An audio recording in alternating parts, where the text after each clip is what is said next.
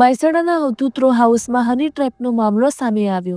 મૂળ ઓરિસ્સાના અને હાલ મહેસાણા ખાતે રહેતા 57 વર્ષીય વ્યક્તિ અને તેમના મિત્ર હની ટ્રેપનો શિકાર બન્યા. અવધૂત રો હાઉસમાં મકાન નંબર 16માં માતાએ દીકરીના ઘરે બોલાવી હની ટ્રેપને અંજામ આપ્યો. ઘરે બોલાવી વિડીયો બનાવી લઈ રૂપિયા પડાવ્યા.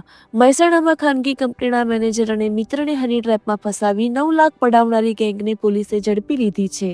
મહેસાણામાં ખાનગી કંપનીના મેનેજર અને તેના મિત્રને ઘરે ચા પીવા બોલાવીને તેમના ફોટા પાડી લઈ દુષ્કર્મના કેસમાં ફસાવી દેવાની ધમકી આપી 9 લાખ રૂપિયા પડાવી લીધા હતા.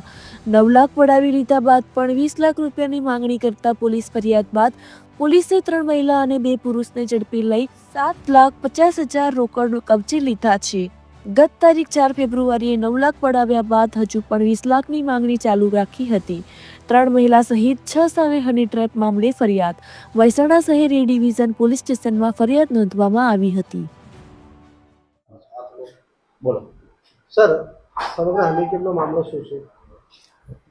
મહેસાણા એ ડિવિઝન પોલીસ સ્ટેશનની અંદર તારીખ 26/3ના રોજ એક ગુનો દાખલ કરવામાં આવેલો છે. મૂળ બાબત એમાં એવી છે કે આ કામના જે ભોગ બનનાર અને ફરિયાદી 2 વ્યક્તિઓ છે અને બંને એક રેપ્યુટેડ કંપનીની અંદર ખૂબ સારી પોસ્ટ ઉપર છે અને આ બંને વ્યક્તિ છે એમાંથી એક વ્યક્તિ છે એ ગુજરાત બહારના છે, અન્ય રાજ્યના છે અને અહીંયા કામ માટે થઈ અને સ્થાયી થયેલા છે. તેઓની સાથે 4/2 એટલે 4મી ફેબ્રુઆરીના રોજ એક ઘટના બનેલી હતી, જેની અંદર તેઓ અને એમના જે સાથી કર્મચારી છે અને એ બંને સાંજે એક મંદિર ખાતે દર્શન કરવા માટે ગયેલા હતા. દરમિયાનમાં એક લેડી મીનાબેન રાવળ કરીને છે, તેઓનો તેમને ફોન આવે છે અને તેમને સાથે એમના ઘરે લઈ જાય છે.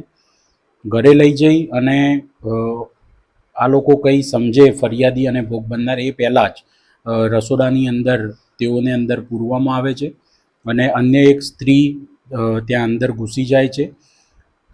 આ લોકો હજુ એ જોરથી બૂમો પાડવા માંડે છે ત્યાં સુધીમાં બીજા 3-4 વ્યક્તિઓ ત્યાં ધસી આવે છે અને આ જે 2 વ્યક્તિઓ છે ભોગ બનનાર, તેઓના કપડાં કાઢી અને તેઓના વિડીયો બનાવવાનું ચાલુ કરે છે. ત્યારબાદ તેઓને મારવામાં આવે છે અને ત્યારબાદ આ વિડીયો વાયરલ કરી દેવાની તેમને ધમકી આપવામાં આવે છે અને તેઓની પાસેથી કુલ 7 લાખ રૂપિયા એ દિવસે પડાવી લેવામાં આવે છે.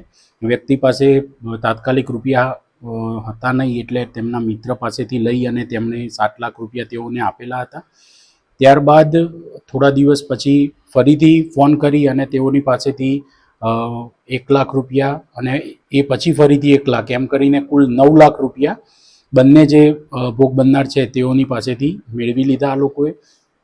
ત્યારબાદ 2 દિવસ પહેલાં આ જે આરોપી છે તેઓ પૈકીના એક આરોપી તમને ફરિયાદીને ફોન કરી અને જણાવે છે કે જે દિવસે જે લેડી રૂમની અંદર તમારી સાથે હતી, જેની સાથેનો તમારો વિડીયો છે, એ લેડીના પતિએ સુસાઇડ કમિટ કર્યું છે ને એના ગુનામાં તમને અમે ફસાઈ દઈશું તેવી ધમકી આપીને ફરીથી પાછા 20 લાખ રૂપિયાની તેમની પાસે માંગણી કરવામાં આવે છે.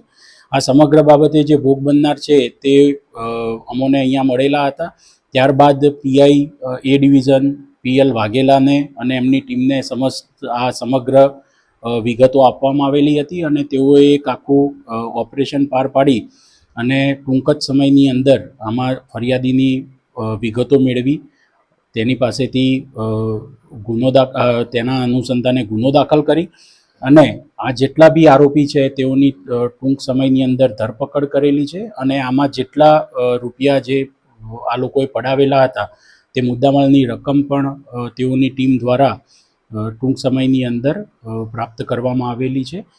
અત્યારે પોલીસે આ સમગ્ર કેસની અંદર આ જે ટોળકી છે હની ટ્રેપ જે કરતી હતી, મીનાબેન જસવંતભાઈ રાવળ, કિંજલબેન નિર્મલસિંહ વાઘેલા, વિક્રમકુમાર દીપકભાઈ પટેલ, પ્રફુલ્લ ઠાકોર, ધર્મેશ મનોજ પંડ્યા અને તેજલબેન રાવળ, આમના વિરુદ્ધની અંદર જે BNS છે તેની સંહિતા IPCની 308(5), 308(6), 351(3), 352, 189(4), 191(3), 115(2), 61(2)A અને જીપી એક્ટની સેક્શન 135 મુજબ આમાં બીએનએસની સેક્શન્સ હેઠળ ગુનો દાખલ કરવામાં આવેલો છે અને સમગ્ર કેસની તપાસ હાથ ધરવામાં આવી રહેલી છે.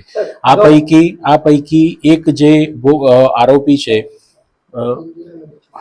બે જે આરોપી છે, કિંજલબેન તથા બચુ છે, તે બંને વિરુદ્ધ ઓલરેડી હની ટ્રેપનો જૂનો ગુનો દાખલ થયેલો છે અને તેમાં તેઓ જામીન ઉપર બહાર હતા.